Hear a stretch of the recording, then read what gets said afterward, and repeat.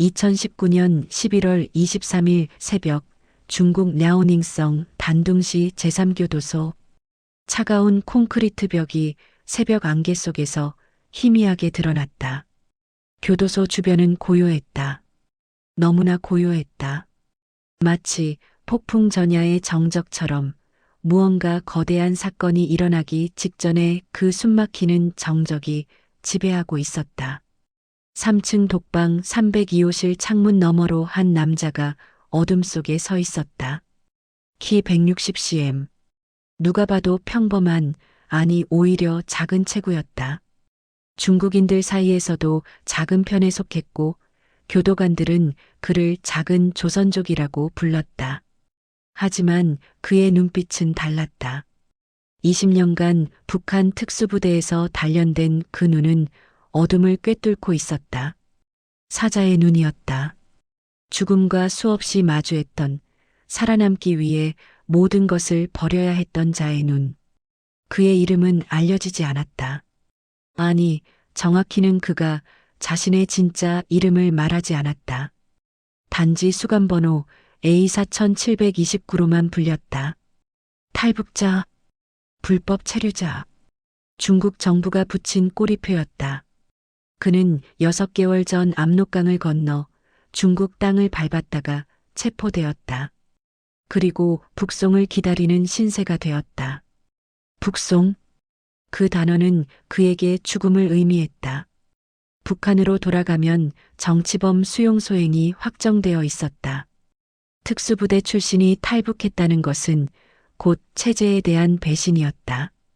그를 기다리는 것은 고문과 처형뿐이었다. 그래서 그는 결심했다. 탈출을. 그리고 오늘이 바로 그날이었다. 2019년 9월 11일 수감 첫날. A4729가 단둥 제3교도소에 처음 들어왔을 때 교도관들은 그를 대수롭지 않게 여겼다. 40대 후반으로 보이는 작은 체구의 남자.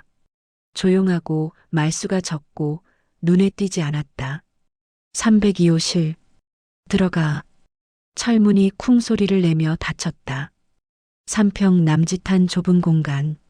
시멘트 바닥, 낡은 침대 하나, 벽에 난 작은 창문 하나.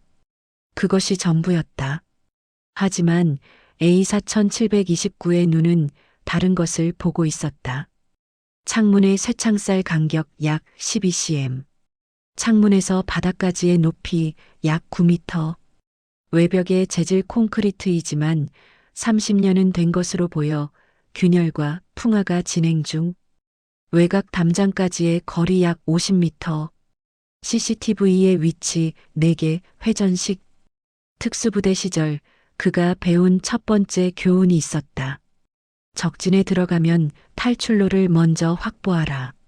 그는 수감된 순간부터 이곳을 적진으로 간주했다. 9월 15일 수감 5일째. A4729는 하루 일과를 철저히 관찰했다.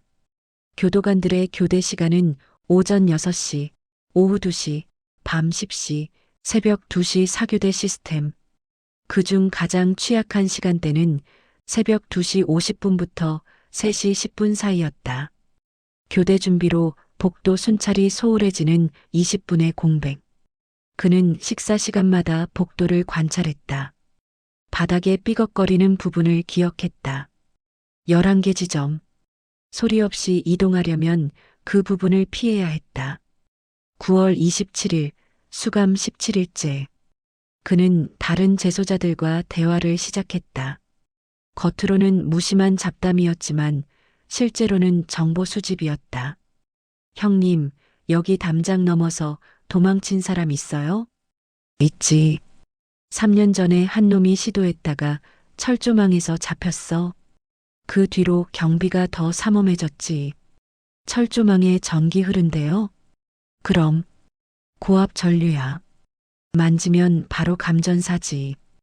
A4729는 고개를 끄덕이며 정보를 머릿속에 저장했다. 철조망, 고압 전류, 감전 위험. 하지만 그는 특수부대에서 전기장애물을 돌파하는 훈련을 받았었다. 불가능하지 않았다.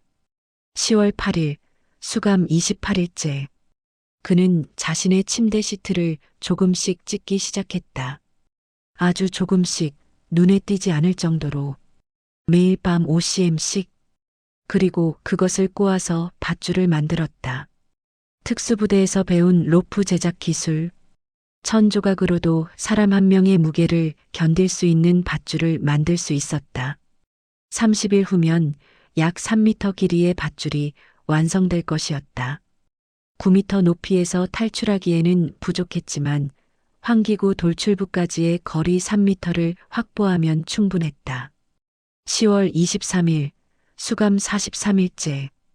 A4729는 매일 새벽 4시에 일어나 몸을 풀었다.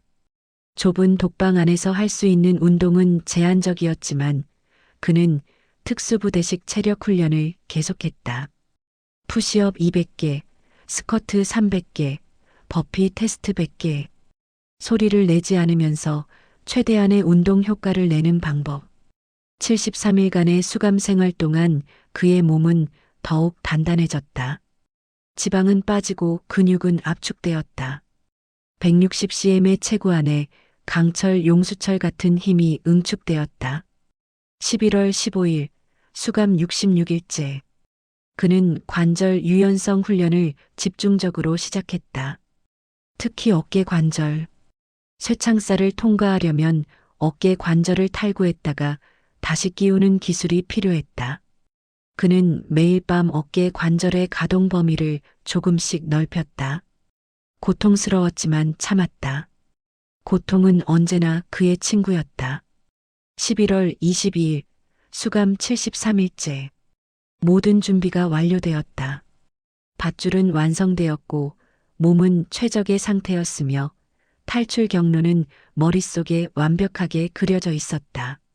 CCTV의 사각지대, 교도관의 순찰 패턴, 철조망의 취약점, 압록강까지의 최단거리. 그는 창문 너머로 밤하늘을 바라보았다. 내일이 바로 그날이었다. 73일간 준비한 단 3분의 실행. 그는 작은 소리로 중얼거렸다. 내일은 자유다. 2019년 11월 23일 오전 2시 47분 A4729는 침대에서 일어났다. 몸을 가볍게 흔들어 긴장을 풀었다. 심호흡을 3번 했다. 특수부대에서 배운 전투 전 루틴이었다. 심장 박동을 안정시키고 아드레날린 분비를 조절하고 정신을 집중시키는 과정. 그는 창문으로 다가갔다. 밖은 어두웠다. 구름이 달을 가려 칠흑 같은 어둠이었다. 완벽했다. 어둠은 그의 동맹이었다. 손에 쥔 밧줄. 73일간 공들여 만든 생명줄. 그는 그것을 허리에 감았다. 교대까지 3분. 그는 손목시계를 확인했다. 중국 교도관에게서 압수당하지 않은 유일한 소지품. 값싼 플라스틱 시계였지만 지금 그에게는 최고의 전술 장비였다. 2시 48분. 그는 쇠창살 앞에 섰다. 12cm 간격. 그의 어깨 너비는 약 38cm. 물리적으로 불가능해 보였다. 하지만 그는 가능하다는 것을 알았다. 그는 깊게 숨을 들이마셨다. 그리고 왼쪽 어깨에 힘을 주었다. 근육이 긴장했다. 뼈가 움직이는 느낌. 관절이 제 위치에서 벗어나기 시작했다. 쓱. 낮은 신음이 새어나왔다. 고통이었다. 어깨 관절이 탈구되는 고통. 뼈가 인대를 벗어나면서 신경을 자극하는 날카로운 통증. 그의 이마에 땀방울이 맺혔다. 하지만 그는 계속했다. 오른쪽 어깨도 같은 방식으로. 양쪽 어깨가 모두 탈구되자 그의 상체는 마치 뼈 없는 연체 동물처럼 유연해졌다. 쇠창살 사이로 머리를 먼저 내밀었다. 어깨가 따라왔다. 불가능해 보이던 12cm 간격을 그의 몸이 통과했다. 73일간의 준비, 20년간의 훈련이 만들어낸 기적. 창문 밖. 차가운 밤 공기가 얼굴을 때렸다. 자유의 공기였다. 그는 재빠르게 어깨 관절을 제자리에 끼워 넣었다. 딱 소리와 함께 관절이 제자리를 찾았다. 다시 한번 날카로운 통증이 왔지만 이번에는 웃음이 나왔다. 고통스러웠지만 행복했다. 2시 49분 30초. 그는 밧줄을 꺼내 환기구 돌출부를 향해 던졌다. 한 번에 걸렸다. 밤 어둠 속에서 3미터 떨어진 목표물에 정확히 수천 번의 훈련이 만들어낸 근육 기억. 밧줄을 잡아당겨 단단함을 확인했다. 문제 없었다. 하강 시작. 그는 밧줄을 타고 내려갔다. 소리가 없었다. 발이 벽에 닿을 때마다 충격을 흡수했다. 특수부대 하강 기술. 적진에 침투할 때 소리는 곧 죽음이었다. 3층에서 2층, 2층에서 1층. 그의 움직임은 거미처럼 부드러웠다. 중력을 거스르는 듯한 움직임. 바닥의 착지. 완벽한 구르기 동작으로 충격을 분산시켰다. 무릎에 무리가 가지 않는 각도, 척추에 충격이 전달되지 않는 자세. 2시 50분 1층 감시탑의 서치라이트가 지나갔다. 그는 즉시 벽에 바짝 붙었다. 숨을 최소화했다. 심장 박동을 의식적으로 늦췄다. 특수부대에서 배운 생체 신호 조절 기술. 명상과 훈련을 통해 자율신경계를 어느 정도 제어할 수 있었다. 서치라이트가 그가 서 있는 벽면을 스쳤다. 그의 검은 옷과 벽의 그림자가 하나가 되었다. 빛은 그를 발견하지 못하고 지나갔다. 15초. 그는 미동도 하지 않았다. 빛이 완전히 지나가자 그는 다시 움직였다. 외곽 담장까지의 거리 정확히 52m. A4729는 이 거리를 머릿속에서 수백 번 시뮬레이션했다. CCTV 4대가 교차 감시하는 구역. 각 CCTV의 회전 주기는 18초, 감시 각도는 120도, 사각지대는 존재하지만 타이밍을 완벽하게 맞춰야만 통과 가능. 2시 50분 40초 1번 CCTV가 왼쪽으로 회전을 시작했다. 그는 3초를 세었다. 1, 2, 3. 그리고 움직였다. 저자세로 질주. 7m 전진. 쓰레기 컨테이너 뒤에 은신. 2번 CCTV가 오른쪽으로 회전 중. 2초 대기. 1, 2. 다시 움직임. 지그재그 패턴. 직선이 아닌 불규칙한 움직임. CCTV의 회전 패턴을 역계산한 동선. 마치 안무를 추듯 정확한 타이밍과 위치. 12m 전진. 환풍기 뒤에 은신. 3번 CCTV의 사각지대. 3초의 여유. 그는 호흡을 고르며 다음 구간을 계산했다. 2시 51분 10초. 가장 위험한 구간이 남아 있었다. 담장 직전 15m는 4개의 CCTV가 모두 커버하는 구역이었다. 완전한 사각지대는 없었다. 하지만 4개의 카메라가 동시에 다른 방향을 보는 0.8초의 순간이 존재했다. 0.8초, 15m를 달려야 했다. 초속 18.75m, 인간이 낼 수 있는 최고 속도에 가까웠다. 그는 다리에 힘을 주었다. 근육이 팽팽해졌다. 아드레날린이 분비되었다. 시간이 느려지는 느낌. 터널 비전. 전투 상황에서 느끼던 그 감각. 4개의 CCTV를 동시에 관찰했다. 1번이 왼쪽으로, 2번이 오른쪽으로, 3번이 위로, 4번이 아래로. 지금이다. 2시 51분 25초. 그는 폭발했다. 문자 그대로 폭발적인 스타트. 특수부대 단거리 질주 훈련. 0.8초 안에 15m. 바람이 얼굴을 때렸다. 근육이 비명을 질렀다. 폐가 타는 것 같았다. 하지만 그는 멈추지 않았다. 5m, 10m, 15m. 담장 앞. 그는 멈추지 않고 바로 벽을 향해 뛰어올랐다. 담장, 5미터 높이의 콘크리트 벽, 그 위로 철조망, 고압 전류가 흐르는 죽음의 선. 일반인이라면 여기서 절망했을 것이다. 5미터, 2층 건물 높이, 맨손으로 오를 수 없는 높이. 하지만 A4729는 일반인이 아니었다. 2시 51분 45초, 그는 벽을 향해 달려들었다. 3미터 앞에서 점프, 벽의 한쪽 발을 디뎠다. 그리고 그 반동으로 더 높이 도약. 파쿠르의 기본 기술이지만 그것은 군사훈련의 변형이었다. 오른손이 벽의 미세한 틈을 찾았다. 1cm도 안 되는 돌출부. 손가락 끝에 온몸의 무게가 실렸다. 근육이 비명을 질렀지만 버텼다. 왼발이 벽의 균열을 찾았다. 발가락 끝으로 몸을 지탱했다. 불가능해 보이는 자세. 하지만 그는 20년간 이런 훈련을 했다. 절벽을 맨손으로 오르는 훈련. 생존을 위한 훈련. 오른발을 더 위로. 왼손을 더 위로. 거미처럼 도마뱀처럼 벽을 기어 올랐다. 2미터, 3미터, 4미터. 그의 호흡은 거칠었다. 근육은 한계에 다다랐다. 손가락에서 피가 났다. 하지만 그는 멈추지 않았다. 5미터 벽의 꼭대기 2시 52분 10초 철조망. 그의 눈앞에 죽음의 선이 있었다. 고압 전류. 만지면 감전사. 그는 허리춤에서 젖은 천을 꺼냈다.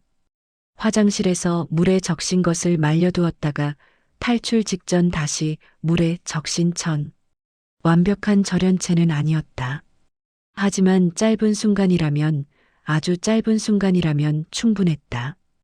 그는 천을 철조망에 던졌다. 찌지직 불꽃이 튀었다. 전류가 천을 타고 흘렀다. 하지만 그는 이미 움직이고 있었다. 젖은 천을 잡고 몸을 끌어올렸다. 전류가 손으로 전달되었다. 저린 느낌. 근육이 경련을 일으켰다. 타는 냄새가 났다. 자신의 살이 타는 냄새. 하지만 그는 놓지 않았다. 0.3초. 단 0.3초만 버티면 됐다. 철조망을 넘었다. 몸이 반대편으로 넘어갔다.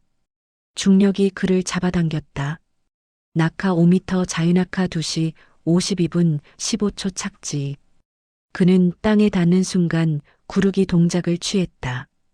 특수부대 낙하 기술. 충격을 분산시키는 완벽한 각도와 자세. 그의 몸이 땅을 굴렀다. 한 바퀴, 두 바퀴. 운동 에너지를 회전으로 전환. 뼈에 무리가 가지 않는 방식. 일어섰다. 양쪽 손바닥에서 피가 흘렀다. 감전 화상. 하지만 뼈는 멀쩡했다. 치명적인 부상은 없었다. 그는 고개를 돌려 뒤를 보았다. 단둥 제3교도소. 그가 73일간 갇혀있던 곳. 이제 그 벽 너머에 있었다. 자유. 그는 처음으로 미소를 지었다. 2시 52분 30초 하지만 축배를 들 시간은 없었다. 아직 3분이 지나지 않았다. 교대 시간까지 남은 시간 30초. 교도관들이 302호실을 확인하기까지의 시간. 그는 달렸다. 교도소에서 멀어지는 방향으로. 어둠 속으로. 자유를 향해. 2시 53분 정각 교도소에서 500m 떨어진 지점. 그는 멈춰서서 뒤를 돌아보았다. 교도소는 여전히 조용했다. 불빛도 사이렌도 없었다. 성공했다. 3분. 단 3분 만에 철통 같은 보안의 교도소를 탈출했다. 하지만 그는 알고 있었다. 이제부터가 진짜 시작이라는 것을. 오전 3시 15분 단둥 제3교도소. 302호실 재소자 응답 없음. 확인 필요. 야간 당직 교도관의 무전이 울렸다. 처음에는 단순한 수면으로 생각했다. 하지만 창문이 열려 있는 것을 발견한 순간 상황은 급변했다. 탈옥? 탈옥 발생. 비상벨이 울렸다. 귀청을 찢는 사이렌 소리가 단둥 시내를 뒤흔들었다. 교도소의 모든 불이 켜졌다. 마치 거대한 괴물이 눈을 뜬 것처럼 소장실에서는 긴급 회의가 소집되었다. 어떻게 된 거야? CCTV는 확인 중입니다.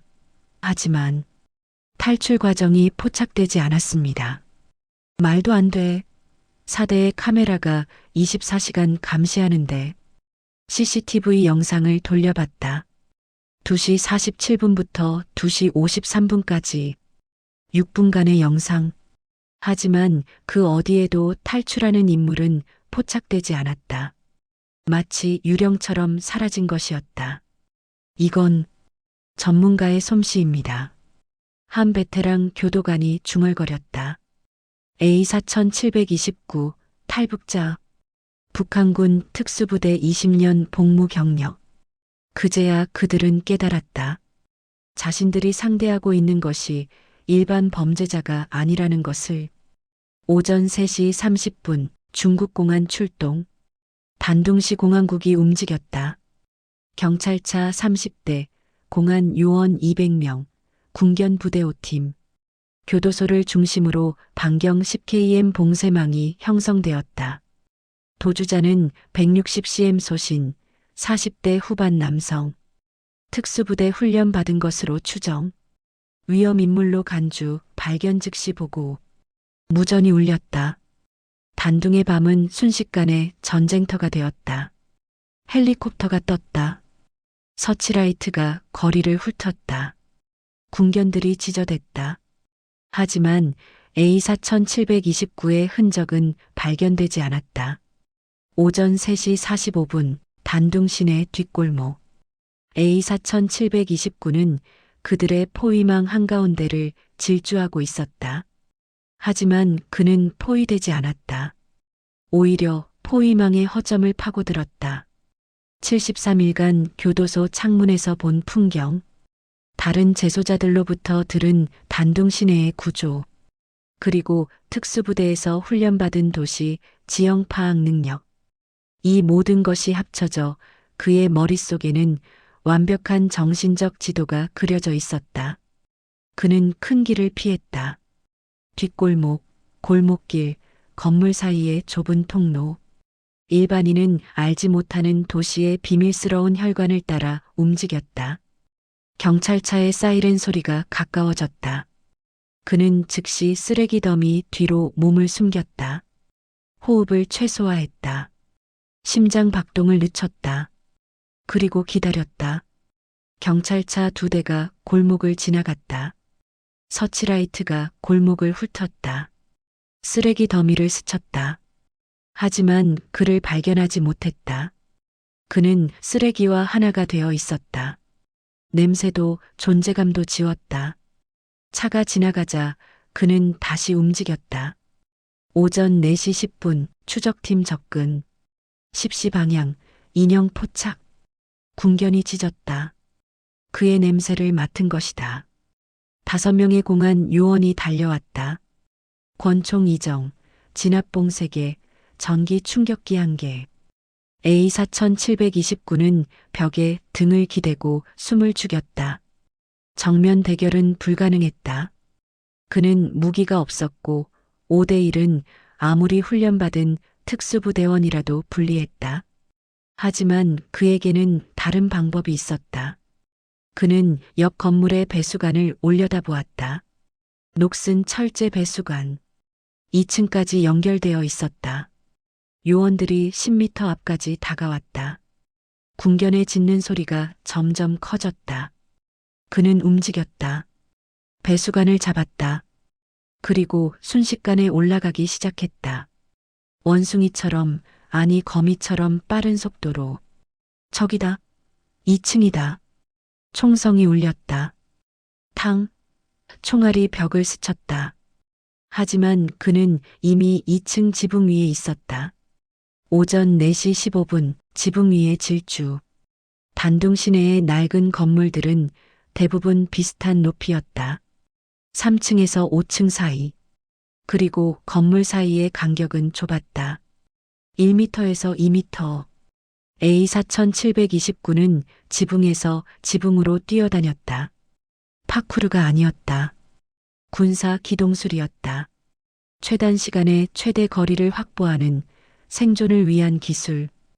그의 160cm 체구는 이럴 때 축복이었다. 가벼웠다. 그래서 빨랐다. 그리고 예측 불가능했다. 추적팀은 지상에서 그를 쫓았다. 하지만 지붕 위에 그를 따라잡을 수 없었다.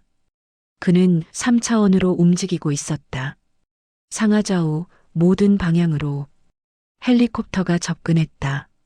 서치라이트가 그를 비췄다. 그는 굴뚝 뒤로 숨었다. 불빛이 지나가기를 기다렸다. 그리고 다시 움직였다. 오전 4시 45분 추적 실패. 목표를 놓쳤다. 반복한다. 목표를 놓쳤다. 공안 지휘관의 무전에 좌절이 묻어났다. 200명의 인력을 동원했지만 한 명의 탈북자를 잡지 못했다. 아니, 한 명의 전직 특수부대원을. A4729는 단둥신의 동쪽 외곽으로 빠져나가고 있었다. 추적팀과의 거리는 점점 벌어졌다. 그의 목적지는 압록강이었다. 오전 5시 30분 압록강 상류. A4729는 압록강 상류에 도착했다. 중국과 북한의 경계. 아이러니했다. 6개월 전 그가 북한을 탈출하기 위해 넘었던 강을 이제 다시 넘어야 했다. 하지만 그의 목적지는 북한이 아니었다. 강을 따라 하류로 내려가면 한국행 브로커들이 있다는 지역이 있었다. 다른 탈북자들에게서 들은 정보였다.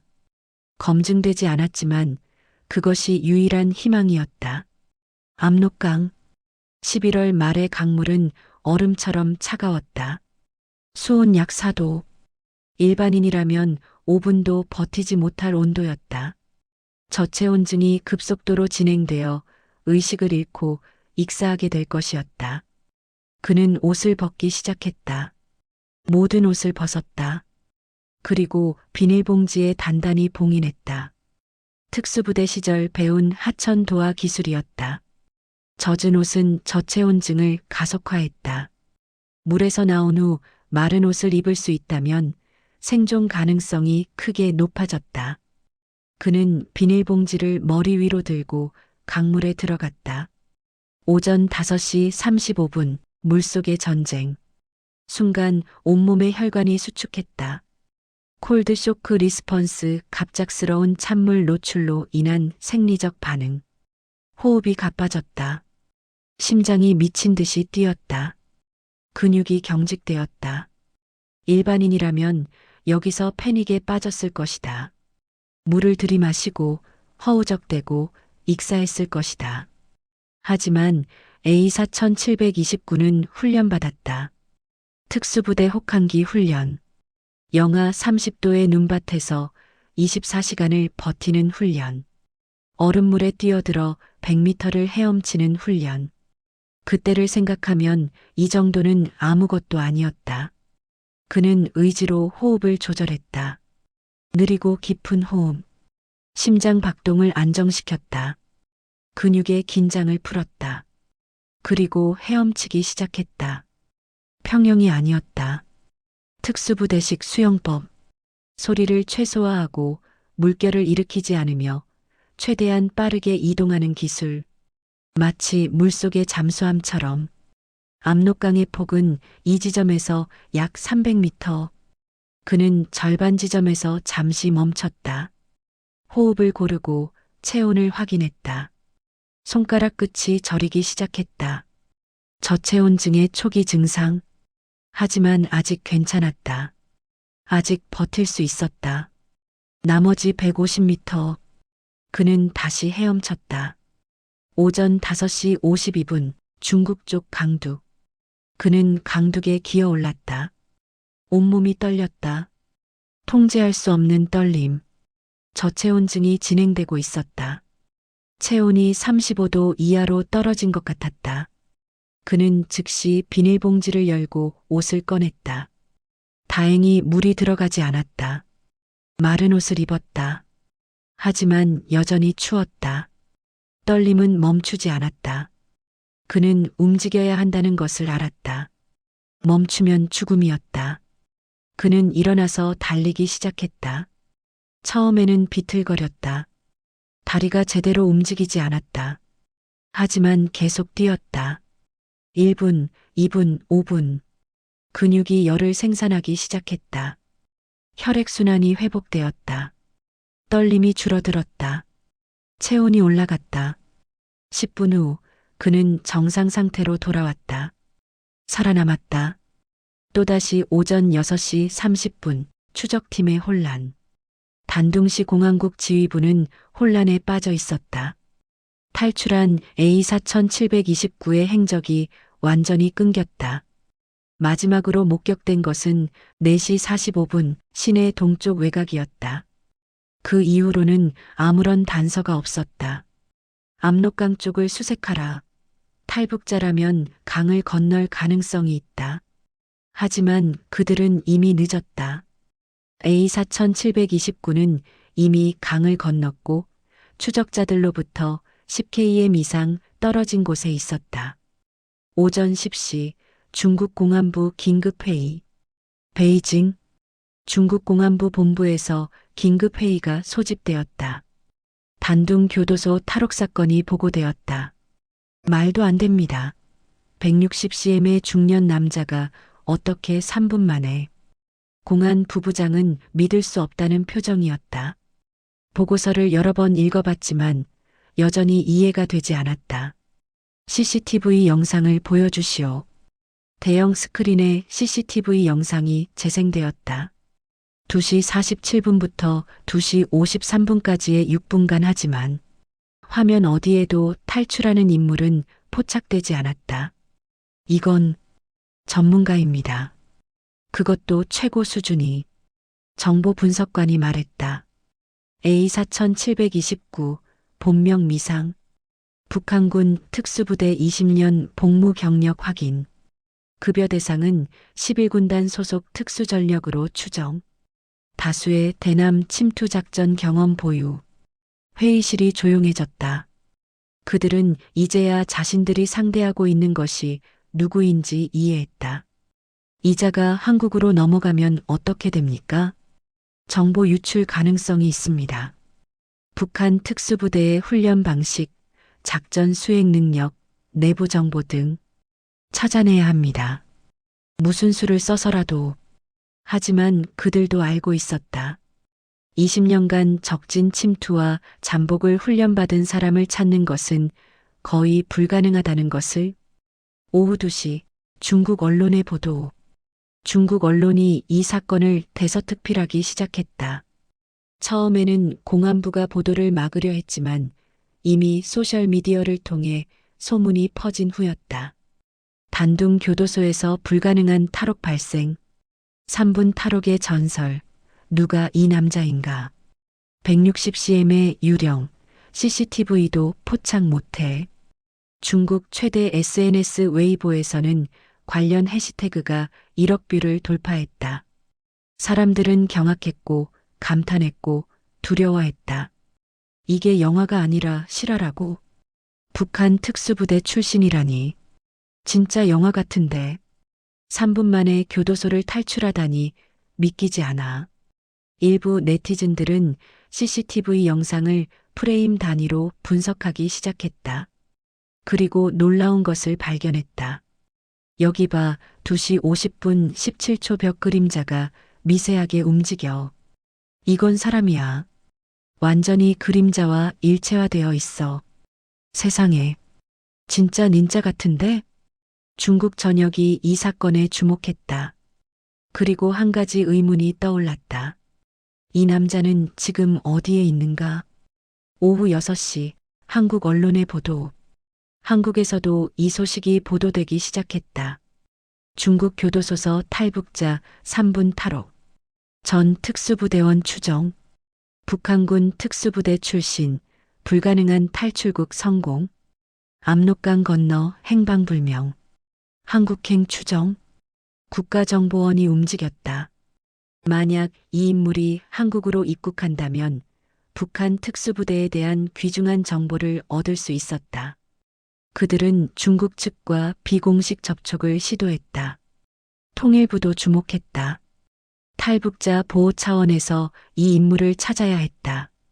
하지만 정작 본인은 어디에도 나타나지 않았다. 11월 24일 오전 중국 공안은 전국적인 수배령을 발동했다. A4729의 몽타주가 전국의 경찰서, 검문소, 기차역, 버스터미널에 배포되었다. 160cm, 40대 후반, 단발머리, 수척한 체형, 극도로 위험한 인물. 발견 시 직접 대응 금지, 즉시 보고. 하지만 48시간이 지나도 단서는 없었다.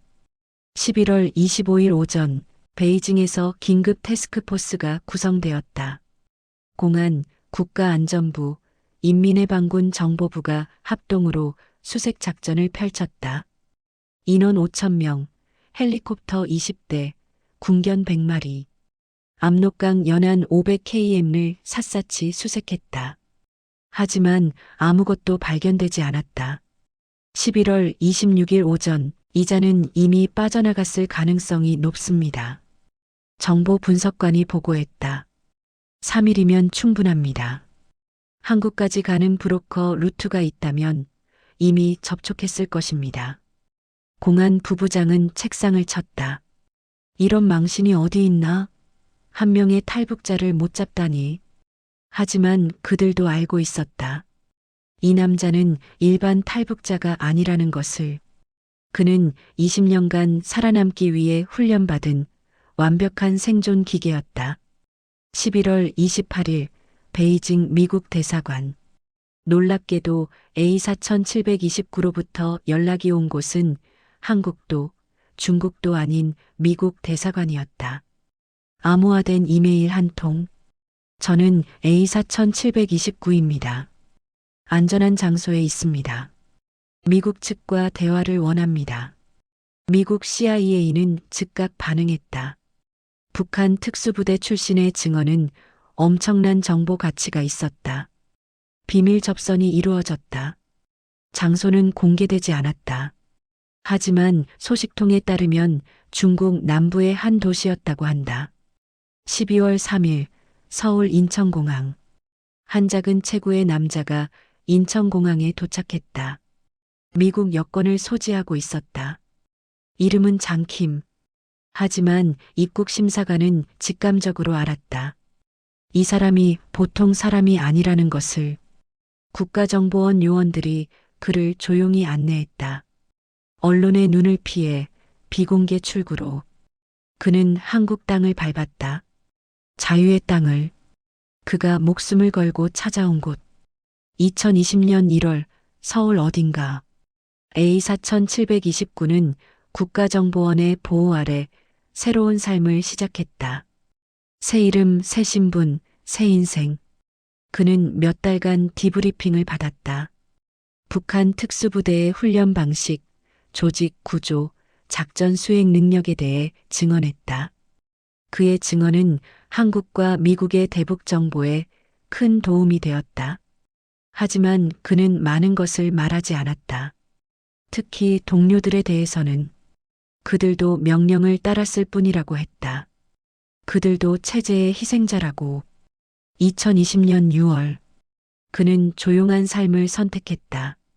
언론 인터뷰도 거절했고 책을 쓰자는 제안도 거절했다. 그저 평범하게 살고 싶다고 했다. 작은 아파트를 얻었다. 편의점 야간 알바를 시작했다. 160cm의 작은 체구, 40대 후반의 중년 남자. 거리에서 그를 알아보는 사람은 아무도 없었다. 하지만 그의 손에는 여전히 흉터가 있었다. 철조망을 넘을 때 생긴 화상 흉터.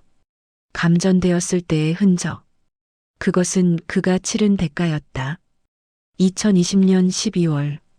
겨울이 왔다. 그는 한강공원을 산책하고 있었다. 눈이 내리고 있었다. 북한에서도 중국에서도 봤던 눈. 하지만 이곳의 눈은 달랐다. 자유의 눈이었다. 한 아이가 그에게 다가왔다. 아저씨, 이거 주었어요.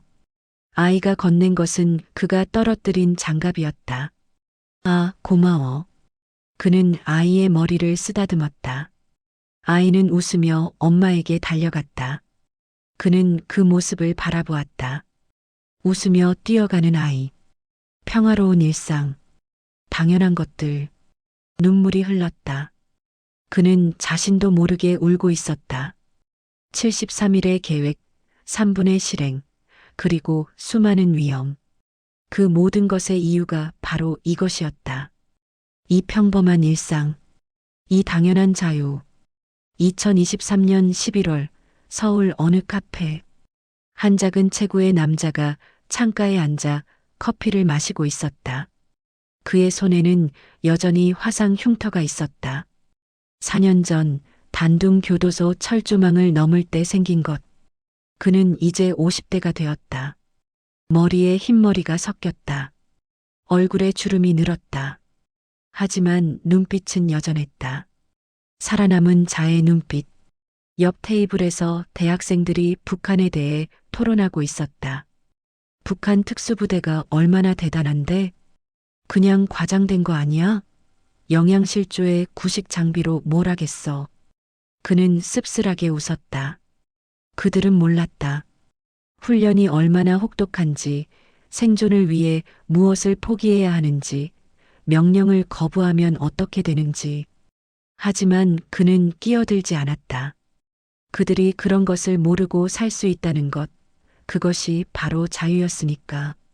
그는 창밖을 바라보았다. 거리를 걷는 사람들, 자유롭게 웃고 떠들고 살아가는 사람들. 자유. 그는 작게 중얼거렸다. 4년 전 그날 73일간 준비하고 3분 만에 실행한 탈출. 압록강의 얼음물, 추적자들의 서치라이트, 철조망의 전류. 모든 것이 이 순간을 위해서였다. 이 평범한 일상을 위해서. 그는 커피를 한 모금 마셨다. 쓰면서도 달았다. 마치 자유처럼. 그의 휴대폰이 울렸다. 문자 메시지였다. 형님, 저도 한국에 왔어요. 형님처럼 탈출했어요. 도와주세요. 그는 잠시 멈칫했다. 그리고 답장을 보냈다. 주소 보내. 내가 찾아갈게. 자유를 얻은 자의 의무가 있었다. 아직 그곳에 갇혀 있는 자들을 돕는 것. 그는 일어섰다. 커피값을 계산하고 카페를 나섰다. 겨울 햇살이 따뜻했다. 그는 걸었다. 자유롭게. 그리고 생각했다. 나는 살아남았다.